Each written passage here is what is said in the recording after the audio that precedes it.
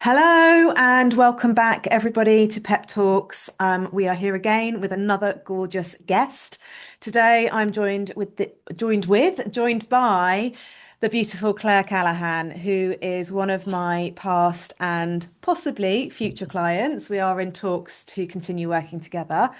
And Claire is here today to share a little bit about her experiences of working with me. So I will hand over to Claire to let her introduce herself because, as I say to all of my guests, you know yourself best and you can describe what you do best to the people out there in the listening world. So, Claire, would you like to let everybody know what it is you do? Definitely. So, my name is Claire Callaghan. I'm a chartered physio. I've been a chartered physio for nearly 30 years, so a really long time. I have done other things in between as well. I haven't just worked as a physio all that time. I've done a lot of management, a lot of teaching, academic teaching, worked in pharma for a while, doing sales, marketing, conference organizing. So, done a lot of different things. And I incorporate all of my experiences, I think, into my current work, which is working with women in particular and helping them with their physical health, their well-being, and their performance. And that performance can be sporting performance, it can be performance in things like dance, but it can also be their performance, and often is their performance in day-to-day life. You know, having the physical capacity to go to work, to get through the working day, the working week, to balance family and friends and so on. So that's what I do, and I do that both in a one-to-one setting, but also in group settings.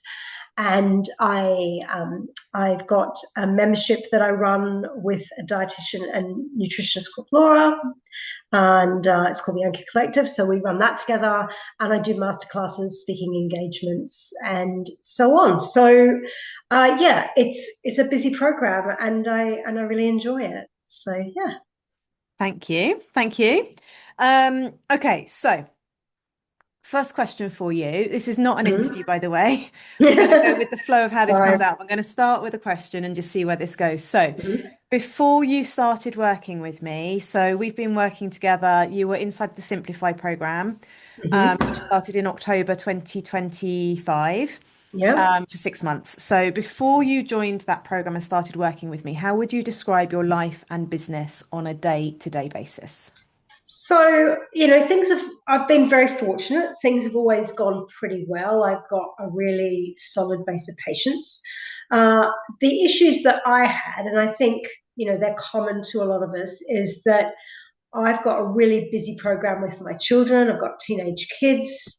And my husband's had a lot of commitments with regards to his parents. So the whole sandwich in the middle thing, we've had that going on.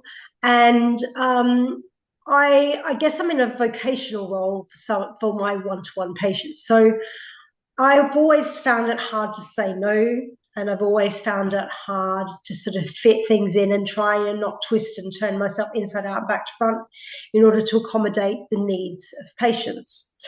Uh, but this many years in, I don't need to do that anymore. I do have a solid base. So what I was finding difficult is, just that routine, organizing the week, and for things to flow, and for me to be able to use my time and my energy wisely. So, as I mentioned earlier, I do a lot of writing as well, blogging, and writing projects for various publications.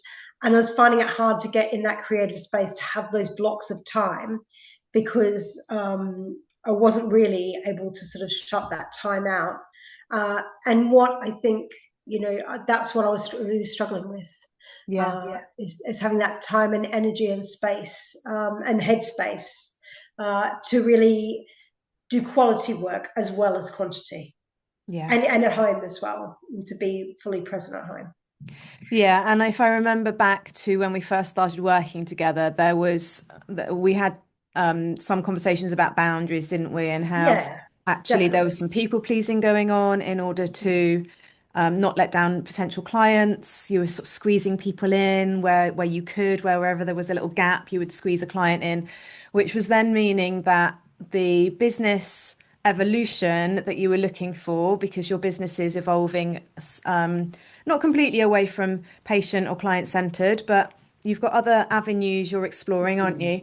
And there wasn't really enough time, energy, or headspace to give to those new parts of your business because you were struggling to say no to clients that were knocking on your Mm. door. Am I right in saying Yeah, that? absolutely. Yeah. Yeah, So boundaries was a big issue. People pleasing was a big issue. There was, and I think in retrospect, this is what comes through for me, is there was actually probably, or there was a limiting belief around the financial situation and how dropping clients would result in dropped income. But actually, what's happened, well, you can share a little bit more in a minute, but what's happened is you've more than replaced that income with the new parts of your business. Yeah. that's right. Yeah. Yeah, yeah. So, can you remember, was there a turning point? Was there a light bulb moment? Was there something that clicked that went, oh, okay, I can make this switch. I can start saying no to people, and actually build my business on my terms. I think I think I started to realize, and I think maybe you've even said it to me in that um, that basically by organizing my time better and having those boundaries, ironically, if it is ironic, I'm almost more available for the things that I want to be available for. And it's actually better for everybody, for the patients, for me, for my family, to have those boundaries because then everyone knows when I'm around and what I can do and what I can't do. So I think sort of towards the end of last year, I started to realize that um, that even by doing something which is setting boundaries and might seem limiting, it's actually a freeing thing. And Yeah. that's that was a bit of a light bulb moment. And also, um, I think looking at my diary and having things blocked off, and then actually being able to see that I still have the same number, if not more, people coming through the door. And I don't think I was massively inconveniencing people by, not, being immediately available because I'm still pretty available. And also allowing other things to evolve, which they have done. I mean, I've become busier and busier with my other, speaking engagements. Speaking to sports clubs, for example. So I've been able to evolve that side of the business, which is yeah. So I think I had that moment of just Yeah. sort of realizing that this isn't a limitation. Boundaries aren't necessarily limiting. They're actually allow you to be much more free with your time, the time you've got, and spend it much, spend it Yeah. wisely. So, Yeah, absolutely. Because provided the boundaries are coming from a place of strength and healthy mental processing and from a place of love, and a mm, place of what matters most to you, it means that those things that matter most to you still happen because yeah. that's why you've put the boundaries in place. Um, okay. Um, so And if you also, I could, think it lets me meet my patients' needs and the needs of the people who I'm working with so for example, I do talks in corporate settings. It helps me be available at the right time for them, actually. yeah, So I think it is a win-win for everybody. yeah, Yeah. absolutely. So if you were to compare yourself now with where Mm. you were, well, let's say 6 months ago, for argument's sake, Mm. what's different? Well, I'd say that if anything, I'm more myself. So I think what happens so this is what's happened to me is that you're at school, you're at uni, you've got a lot of freedom and time to sort of explore yourself, work out who you are and where you fit in and what you enjoy. And then I guess as you get older, you have work, you have family, you have a husband or other commitments. And you start molding yourself a little bit around what other people's needs are. And I think you get to a point sometimes where it's like, well, why am I actually doing this and what do I actually want to do? And I think that was the point that I was at when we started talking. And I'd say I've moved on from there to uncovering what that actually is and how I can make that move forward in a business sense in particular, about where I want to take the direction of my business. And sometimes it's just having someone, a sounding board, someone to talk to that can clarify that, and then putting me. So I'd say I'm now in a position where I have moved on both in the business, and personally, as a result of having that clarification and putting down a few firmer boundaries, and also having the opportunity to bounce ideas off you, Yeah. and you know, and you sort of questioning me a little bit more and digging deeper into what to find out, what's really going on. So yeah, Yeah. And do you feel that life feels a bit easier? Life and business feel a bit easier? There's a bit more flow I associated would with say I just both, feel a a bit more organized. bit more A bit organized. more Cool. organized. Yeah. Yeah, and obviously that's a good feeling Yeah. because So do you it's hard think, to be organized. It's hard to be organized. I mean, I'm also a person who really likes structure and routine, um, and I think this has allowed me to really embrace that a little bit more. yeah. Um, So do you which has always think, been there, but more so now. Yeah, yeah, do you think you were wasting time before our time together then? I wouldn't say wasting time, more using time. So rather than having, say, a 2 hour block to write, I'd only have maybe a 45-minute block or to write, and then it just wouldn't happen. So then I'd have to go and do something else. Like, so in terms of my writing work or preparing for a masterclass that I might be giving, or that for me needs, I would call it deep work, for want of a better Yeah, description. needs dedicated time. Yeah. Yeah, and I would say rather than having little blocks here and there which aren't as useful and just not as productive, I've now got bigger chunks of time where I can actually devote myself to the work that's in front of me and doing things properly. But equally, um, I have one day a week, which is like my admin, tidy up, house stay week, where I might do personal appointments or go for a longer dog walk or meet a friend, Yeah. and whereas I think I had, if you counted how many hours in a week I had before, I probably had the same number of hours in a week that were technically free, but they weren't useful in quite the same way. So I feel more organized, and I just feel that little bit lighter in terms of the load, because I have actually able to use both work time and essentially home free time in Yeah. a better way. Yeah. Yeah, and coming back to the writing piece, if you've only got 45 minutes, by the time you get into flow with the writing, Yeah. you're Yeah. then being cut off mid-flow, aren't you? And so Absolutely. Yeah. and then you've got to get back into flow. So even though you're giving it the same amount of time, as you say, let's say it's a 2 hour total block of time, the amount you can get done in 2 hours of solid writing and thinking time versus half an hour here and half an hour there and an hour here Yeah.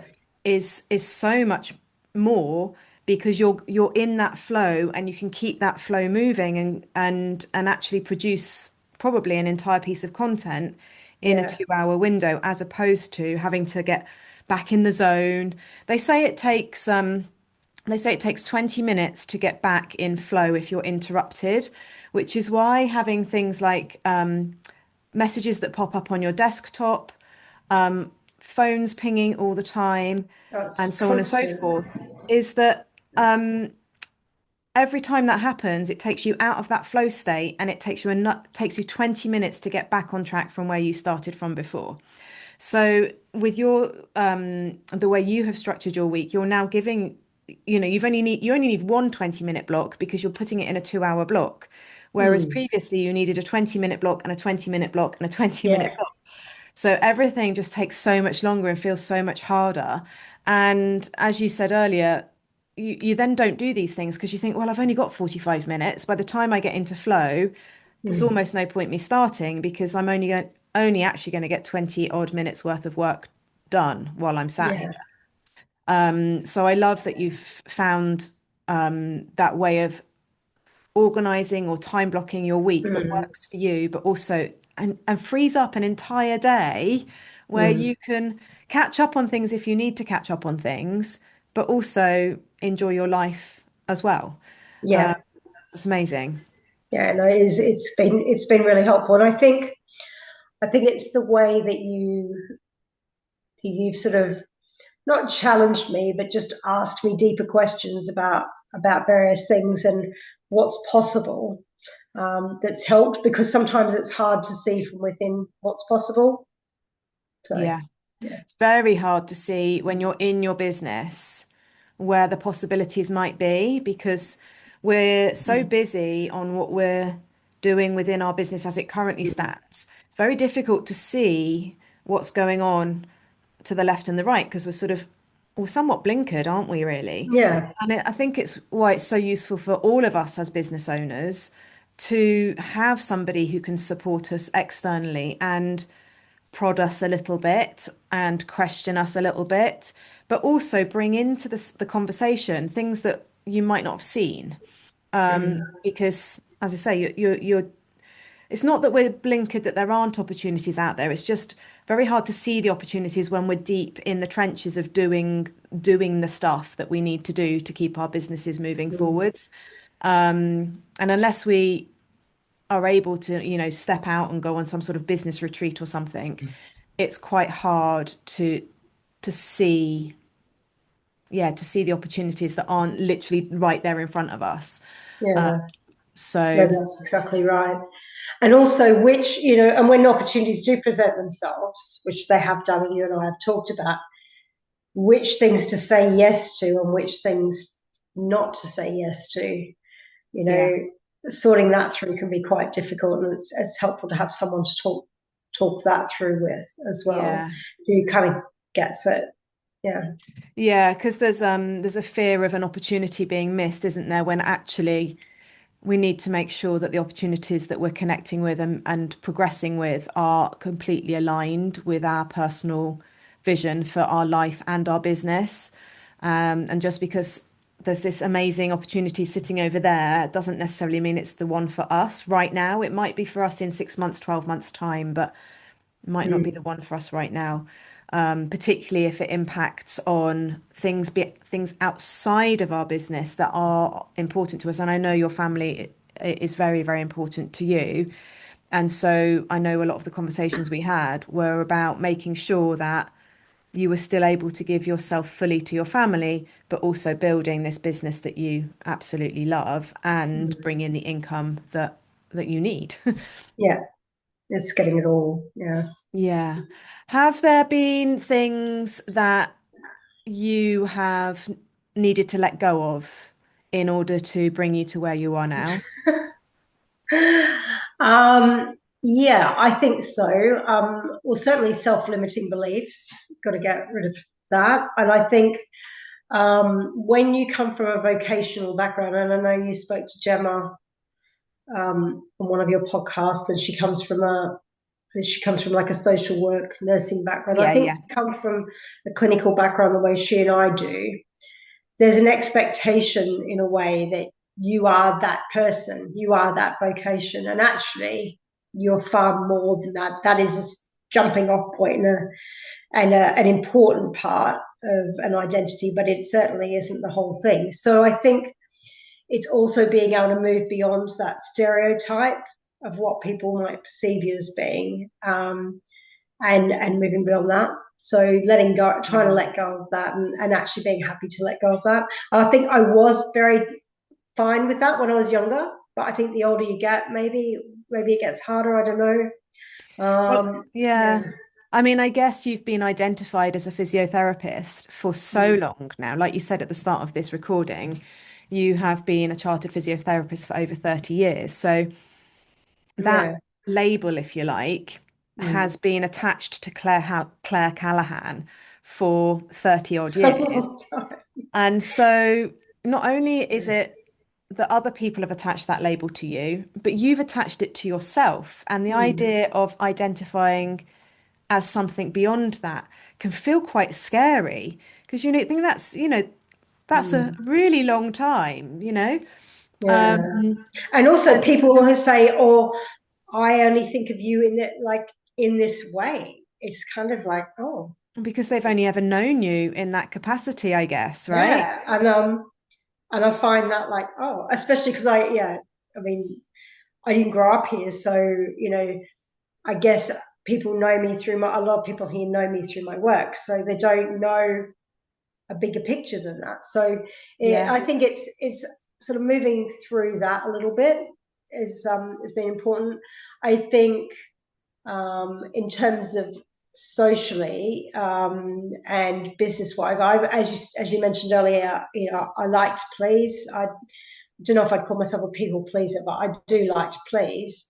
But sometimes you've got to do what's best for you and best for the business, and that might mean that you're not just thinking about people pleasing. And I've had to work my way through that. I don't think I've fully worked my way through that, but I am working my way through that. It's always a work in progress, that one. Yeah. I think for so many of us that were born in the 70s, I was chatting to somebody, was it yesterday?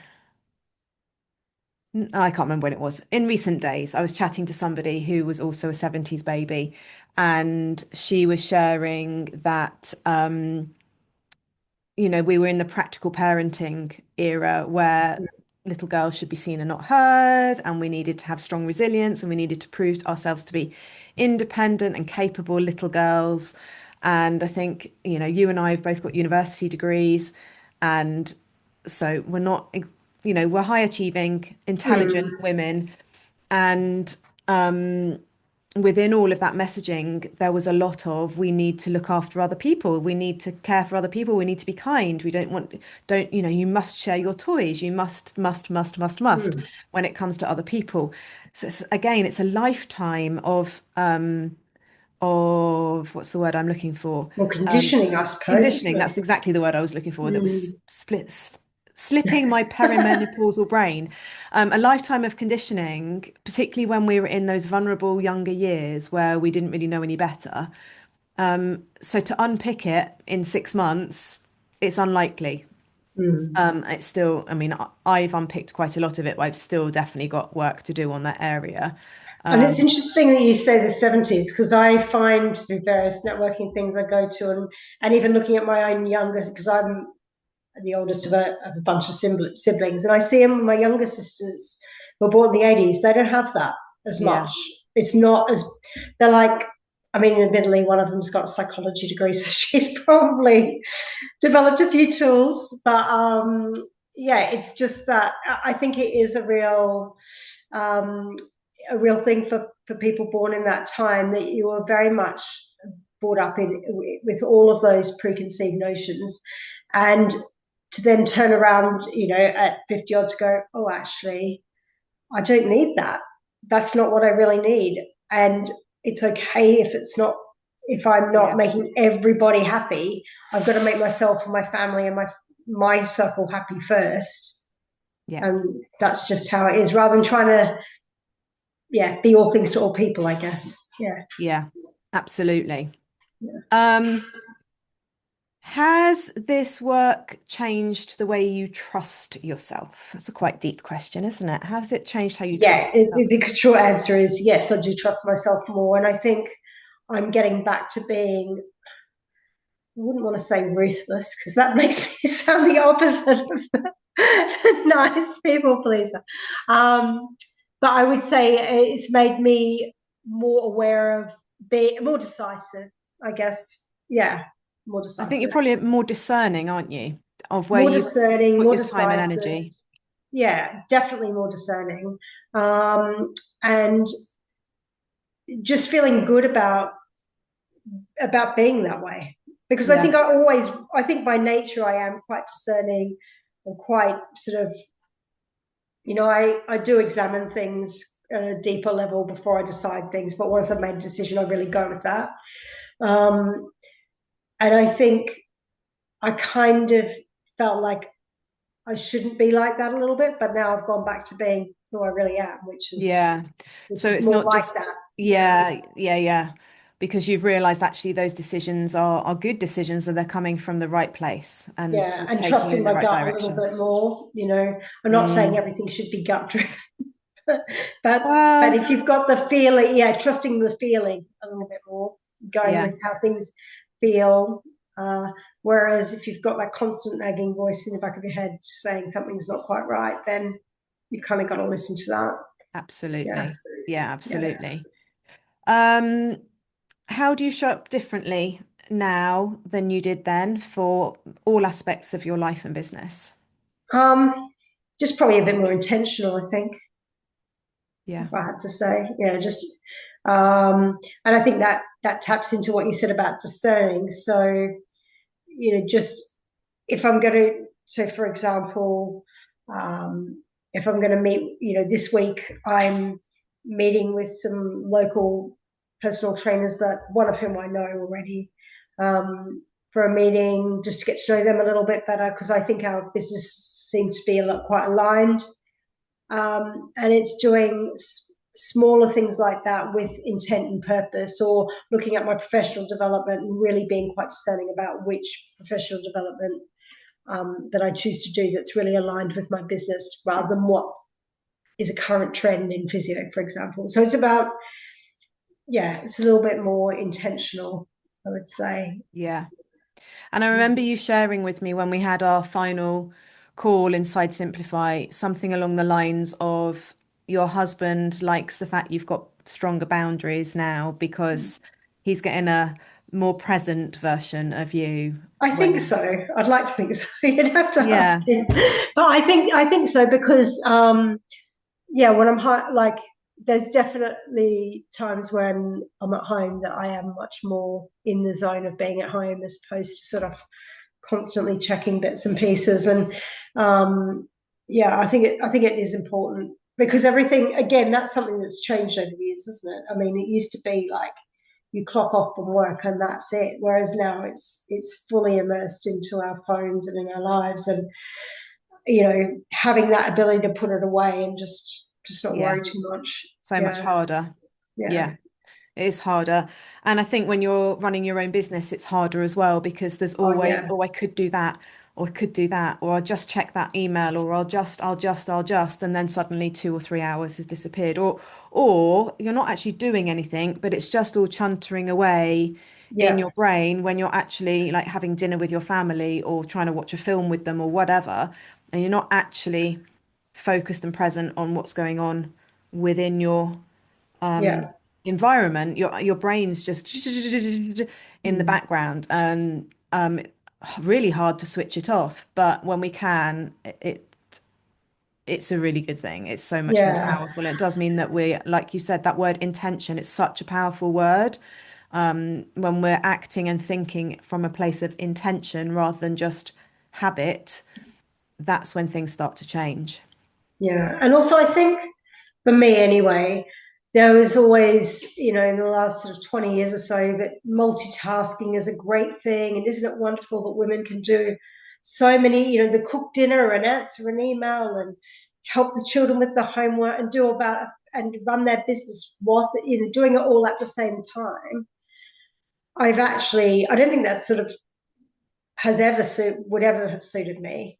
And I No, just think I'd rather just do a few things really, really well, yeah. and And one thing at a and time. one thing at a time, and focus, because I think that's the way my brain works as well. I mean, some people are fabulous multitaskers. I'm much better at focusing on one task and doing it really well, or being with a small group of people and doing that really, really well. So Yeah. And the idea of multitasking, as much as people would like to say that they're amazing at multitasking, it's actually been scientifically proven that there is no such thing because what you're actually doing is task switching. You're yes, switching from cooking the meal to answering an email to cleaning the floor to whatever. And as we spoke about earlier, if it takes you 20 minutes to get back on track each time you switch tasks, everything's taking so much longer. So yeah, and it's exhausting. it's exhausting. Yeah, exactly. It's exhausting. Your brain's like, which one are we doing now? Yeah. So we can only really do multitasking or task switching with easy tasks. So like you could, for example, listen to a podcast while cleaning the bathroom because Mm, then neither of those are taking a great deal of energy. yeah. But anything that involves any sort of focus, we can't switch between those quickly Mm. as people might think that they can. Okay. what do you feel most proud of about yourself, or well, what do you feel most proud of Oh over the last? gosh, that is such a difficult question.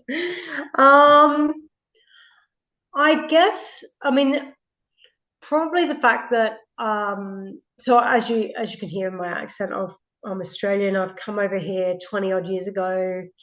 I have my family here. I think I'm quite proud of the fact that my husband and I mean, my husband's family have been amazing. They've really helped us and supported us as much as they can.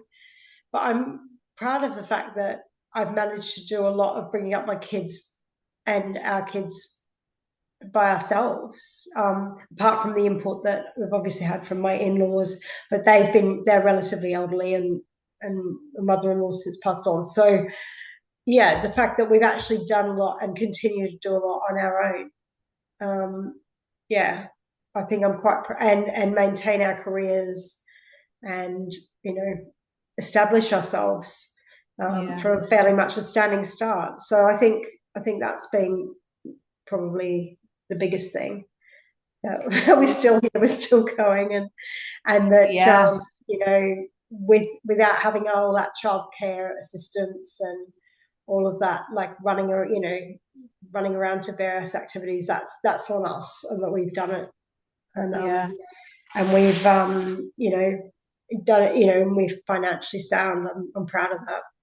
And is Um, there anything you're particularly proud of in these last few months as we've been Um, working together? I'm quite pleased that I've managed to free up a little. I mean, I say free up a bit of time. My actual free time hasn't changed really, but that I've been able to do it have time and organise my time in such a way that it's just a bit more enjoyable and a bit more organised.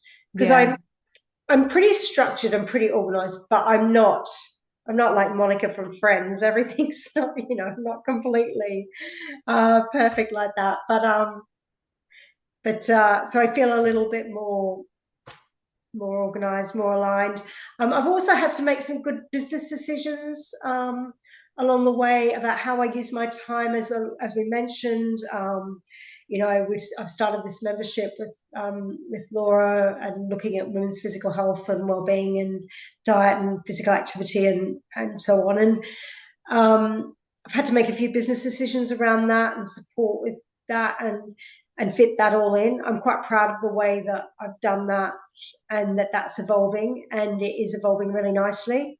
yeah, And that we're working together really well on that. So I'm quite proud of that in the last 6 months. And I think being able to talk through some of that with you has facilitated that and helped me feel good about the direction that that's moving into, because obviously it's away from the one-to-one clinical. yeah, So yeah, and similarly, I've got some good bookings for some speaking roles. Spoken at some conferences. I've got some festivals this summer. Again, I'm quite proud of the fact that I've been able to keep that going at a time which I think, I mean, I don't know how other freelancers are finding it, but having spoken to a few and being in a few networks and circles, you know, it's not easy out there at the moment. yeah, There's a lot of problems with oil, wars, uncertainty. So the fact that I've been able to evolve with my business and do all this at a time of potential uncertainty, I'm quite yeah. pleased with. Yeah. Yeah, it's amazing. It's amazing. And I loved, literally after our first call, I remember we spoke about some of the actions that I was recommending that you take in order to bring out on board more speaking opportunities. Mm. I know, like, you actioned that so quickly, so you should be really proud of the fact that when we spoke about stuff, you went and did it. There was no like, oh well, I'll leave that and I'll wait. You were like, no, this feels good. Let's go for it. Let's make this happen. And it's just the proof is in the pudding, right? You've just shared, Yeah. you've got all these amazing speaking engagements coming up, Mm. and that's off the back of you taking some really aligned action, and not difficult action, was it? It was just knowing what action to take, really. It's knowing what action to take and also just doing it, like doing it sooner. Like and you've sort of said, this is, we've talked about what needs to be done and the priority with what to put as more of a top priority. But I do remember going to a talk a few years ago, the person up the front was going, just do it today, just get on with it. And I Yeah. think sometimes we all know that, but sometimes we need an external voice saying that, and you've been that, Somebody to that hold you voice. So, accountable. yeah, Um, accountability, yeah. exactly. Yeah, I can't remember. Again, I was speaking to somebody recently, and they were saying, "Well, I wouldn't have, even though I know you're not gonna like tell me off if I've not done it, but just knowing you're there in the background makes me do the things, even though they're really uncomfortable, because I just know that you're there, like one, yeah. and you will check I in think with that's me." exactly it, isn't it? We all need a bit of Yeah, accountability. I mean, people come and see me for accountability, yeah, so for example, they sprain their ankle, they've got to do their exercises in order to get better. So knowing that they've got another appointment with me, they're possibly, or so they tell me, more likely to do the things that I've absolutely. said. And I think that that's the role you play for sure. And we can all be accountable to family and friends, but I think sometimes having someone who's a step further away and can be a little bit more objective Yeah. uh, Makes a is big really valuable. difference for sure. And I think when you've put money on the table and you're effectively paying somebody to help you move your business forward Yeah, of or course. move your health forward or whatever, that also holds you accountable too, doesn't it? Because you think, well, I don't want to waste the Definitely. investment that I'm making. So, Yeah. Yeah, no, definitely. I mean, I think you value things that you pay for, I think, yeah, rightly or wrongly, and you know what it takes to earn that money. So, but then again, investing in yourself and your business at the right time can be very, very useful as well, because I think you can then make decisions which will in turn pay for themselves, yeah, it pays for itself and more. And equally sometimes stopping you from doing things which might not be as financially rewarding as well. You or might be might not be saving a lot. yourself some money and time as well. Yeah, or might be taking you in the wrong direction. So even if Yeah, it's still financially rewarding, it might not be taking you where you want to go with your business and your life. that's right. So this brings me really nicely and neatly to the very final question, which you've sort of answered there, but I'd love you to just sort of sum up for you. What would you say to someone who feels stretched thin but isn't sure that they have the capacity to invest in support?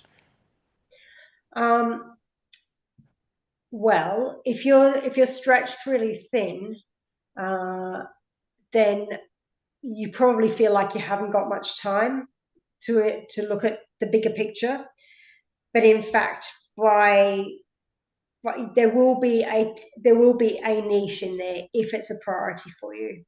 So I think it's all about prioritizing that Yeah, and finding that say if really it is a priority, you will find a window of time, and then by creating that window of time, um, you will then that will then open up other opportunities and more time. And also I think in terms of investing time and money into things, I think just as I said just before, really, that once you've said that this is a priority, this is somewhere I want to go, and I'm going to create the opportunity, then everything flows from there. And so it's taking that first step that's the really important step, yeah, at a time when when you can. And the other thing is, I mean, I'm going through this a little bit at the moment from a PR perspective. You feel nervous about sending off emails and things, but there's no time like the present. Like if you just keep putting things off, they often don't happen. yeah, So it's just about there's no point waiting for the stars to align, that everything's going to be perfect, that you're going to suddenly have this massive window of opportunity. Because unless you win the lottery or something miraculous happens, that's probably not on the cards. yeah. So just to crack on, yeah. So to prioritize and just get on with it. Yeah. Yeah. Yeah, I love that because ultimately, like you say, you can end up spiraling for so long, like you're saying about the sending off the emails to PR for PR rather. And we obviously spoke about you sending off emails to get in contact with people for speaking opportunities. You can sit on that and sit on that and sit on that and sit on that, and all of a sudden 6 months has passed and Mm. literally nothing's moved forward in your business, and all you're doing is is stagnating, but feeling Mm, frustrated as well because you think, well, I could be over there and I'm still sitting here because I mm. haven't taken those slightly uncomfortable actions that are going to get me over in that direction over there. And I think that is what you do is you stop the stagnation. I think Yeah, that's what you do, Sue. I'm I a know it's not as stagnation stopper. exciting a title or strap line, but Shall I that put is that what on you my do. Instagram bio? I think Stagnation stopper. I think you could do It's it for the true economy though. too. We'd be all much happier. Yeah. It's not So, stagnating, is it? It's going backwards. somebody else I was chatting to about my work describes me as a capacity creator as well. Yeah, I think So you are. I think you are. yeah, I've got all these like out snazzy names that nobody's ever going to Yeah, understand that are being yeah. thrown in my These little direction. bylines, brilliant. Oh, I Claire, it's been understand it. lovely to chat to you. You Thank too. you so much for coming on. I will just leave this as I leave this with all of my guests. How do you bring more peace and ease into your life and your business as you're building your passion-led business? How How do do you bring I? more, how do you bring more peace and ease into your life and your business at the moment? Um, I think at the moment I'm really focusing on routine actually. Um, I I'm going to say something a bit controversial now. Um, Go for it. so I know everybody here loves the long summer days and the daylight saving and everything. I don't particularly like it. Right. Fair enough.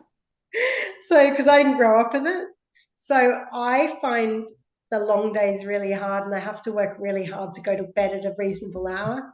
So I find the way I bring peace, because I think sleep's really important. And I know that's Mm. something you bang on about quite a bit as well. Yeah. So I've been having to work. I find I get more peace and ease if I can be very routine based and Yeah. have my morning routine of how I get up and walk the dog and everything. And then I have my week is more structured and organized, in part thanks to our discussions. And then, trying to go to bed at a reasonable hour despite the sun being still out in July and August. So Yeah. that's Yeah. yeah. So So yeah, sleep and routine are the sleep and foundations for routine. you. Yeah, yeah, Love that. yeah. So I know it's a bit Amazing. boring, isn't it? Well, But no, but often boring is the best, right? yeah, Simple, simple is yeah, always the way forward. We don't need to overcomplicate things. We want, mm, the more simple, the better. That gives us that sense of peace because we're not thinking, well, I need to do this, and this. We're just thinking, mm, well, I just need to do that one thing, and then everything else will flow off the back of it. So I'm yeah. all for that. Okay, amazing. Thank you so much, Claire. Oh, Thank you thank you. to everybody who's listening. I will drop into the show notes the various places that you can connect with Claire as well if you want to explore a bit more about her work, if you're interested in women's health in particular. Yeah, do get in touch with her. She has an incredible newsletter that comes out once a month. Once a month? It's usually a couple of times a month. Oh, there we Yeah, go. yeah. And as she was mentioning, she offers lots of incredible masterclasses as well. So if that's your thing, do connect with Claire. I'm sure she would love to hear from you. In the meantime, have a wonderful week, everybody, and I will see you all soon. Thanks so much, Sue. Thanks, Claire. Bye.